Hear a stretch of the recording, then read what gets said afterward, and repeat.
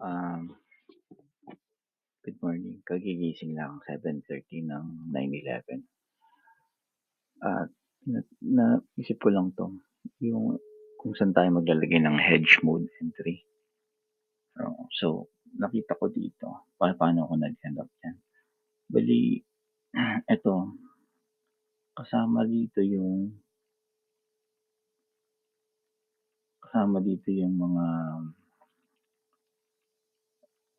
mga week, okey. Kasama dito yung mga week. Um,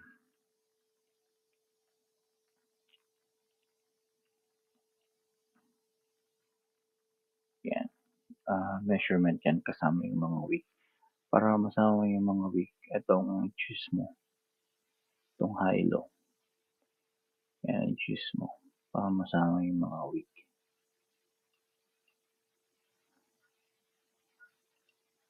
Anyway, eto yung kung saan natin ilalagay yung hedge mode natin. Pretty much. So, ganito yan. Eto yung high, right? Eto yung high. Eto yung low. Ayan, kita mo naman high and low, right? Ito yung pattern natin, high, low. Ito yung susunod na low. So, ito yung, hindi itong high na to ang kinuha ko. Hindi ang high na yan. Itong high na to, na konektado dito sa pinaka-low. And then yung konektado na low dito sa, so connected lahat yan. Pinaka-high, pinaka-low, right? Itong low na yan connected doon, ito yan connected doon. Kaya hindi ito ang kinuha ko. Kaya hindi yan ang kinuha ko. So, so ito yung pinaka-high, right?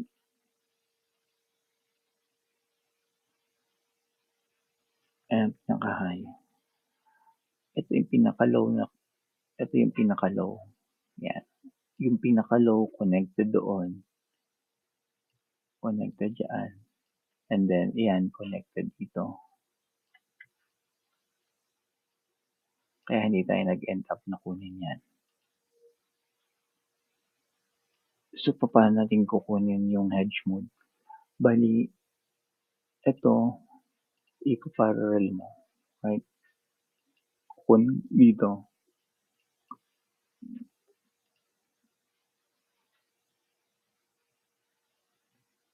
Kukunin mo dyan.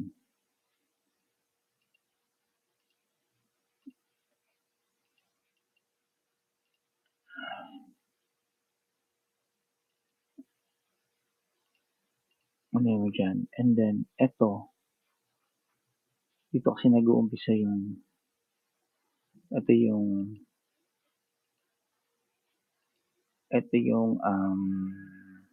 ABC. So, ang may target ka dyan, diba?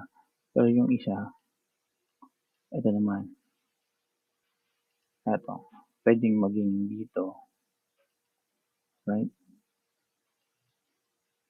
Para sa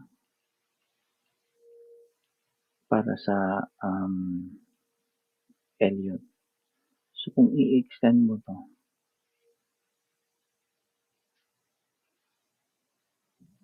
extend mo yan.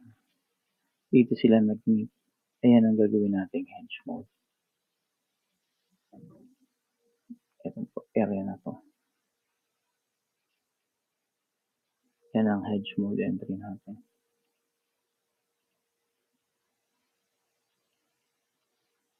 Yan. Diyan tayo mag-hedge mode.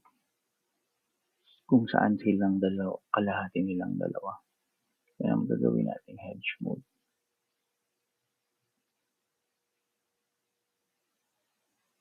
Para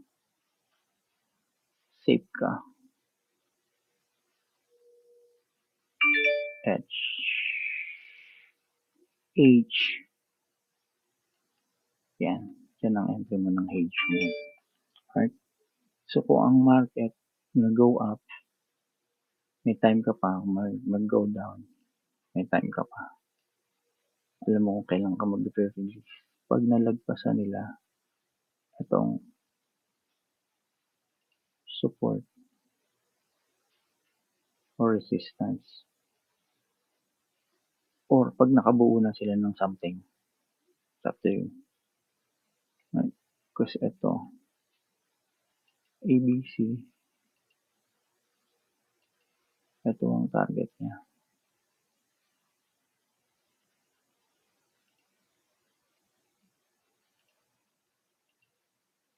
Ito ang target niya.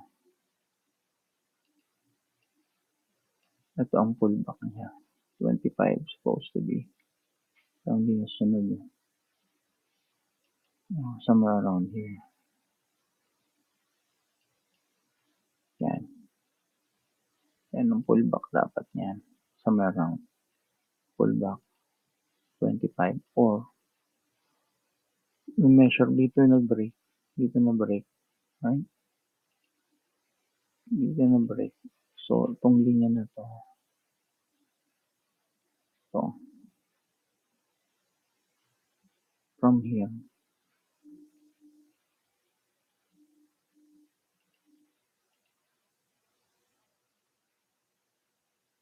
last na na-break ito. So, ito, from here to here. Ito ang pullback niya. Number. Yan. Yan.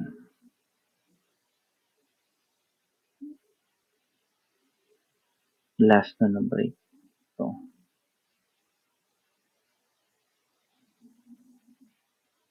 yan. From there, yan ang area niya.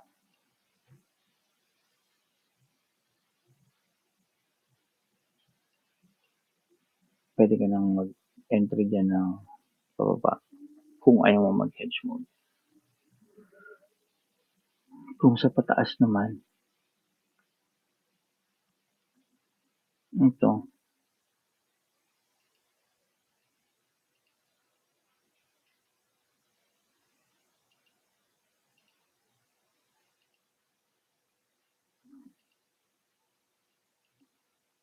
ito ang area mo ng 3,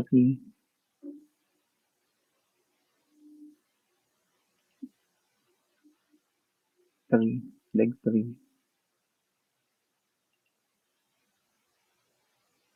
Ito ang leg 2.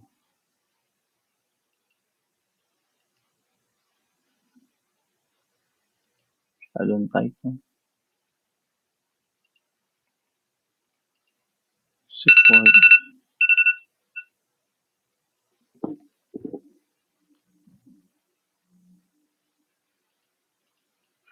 Tight support. At kung dito ang tulo ng 1 ang 4 mo,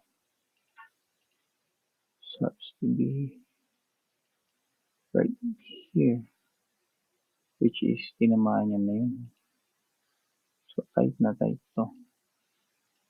So, hindi possible, right? Pero possible din. Kasi weak lang naman yan eh. So, ito yung pero ito, masyadong tight.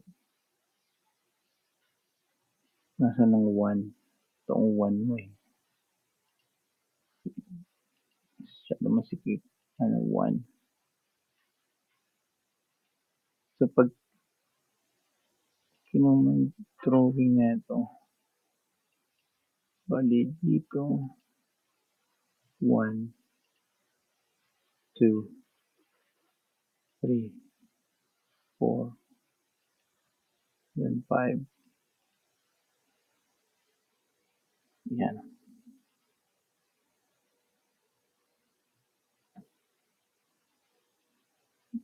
Yan yan. Tapos ito yung ABC.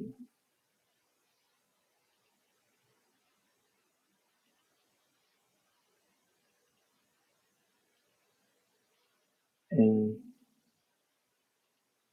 B, C, somewhere around. And then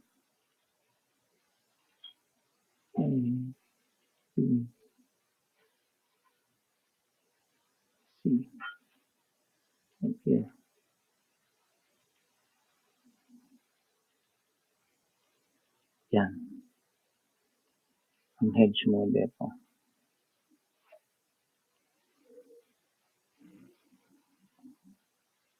Yan. Okay. So, hopefully makatulong yan ng explanation na yan. Hedge mode entry. Accurate na yan. Yan lahat. May pinagkunan na tayo sa lahat. So, may pinagkunan na tayo sa lahat. So, okay. Okay na yan. Sana kumita na. Okay. Yun lang. 10 minutes. Bye-bye.